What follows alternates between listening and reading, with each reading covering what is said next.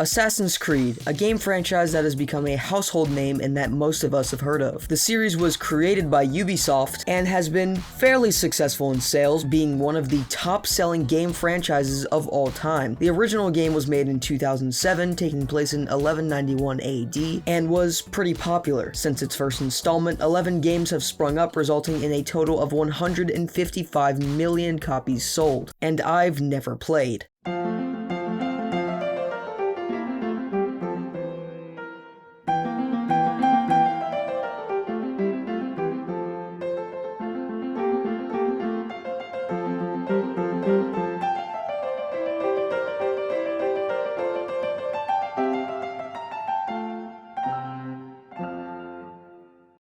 So the only Assassin's Creed game I've actually played was Odyssey, and I didn't even get halfway through it, so we'll just say I've never taken on one of these games. I'm gonna start from the very beginning with the first installment and play all of these games all the way up to Valhalla. So let's get into it. As soon as I opened the game, I immediately resonated with the main character as women were surrounding him. This is a huge problem in my own life, but I simply can't stop it. I then noticed as I meandered through the crowd that they didn't exactly have a face. This was startling to me, and I almost had a mental breakdown until I was woken up by some next-gen, extremely high-res NPCs. These people told me that they knew I was an assassin and they simply wanted me to go back in time with their animus to figure shit out for them. Apparently, I'm not exactly hard to persuade as I just obeyed the man and laid back down. They proceeded to explain the machine. It works with memories of my ancestors and my primal instinct and shit like that, but I didn't really pay attention as I didn't care. When I got back into the machine, I instantly stabbed an old, innocent man, murdering him, so I wouldn't say I'm the best person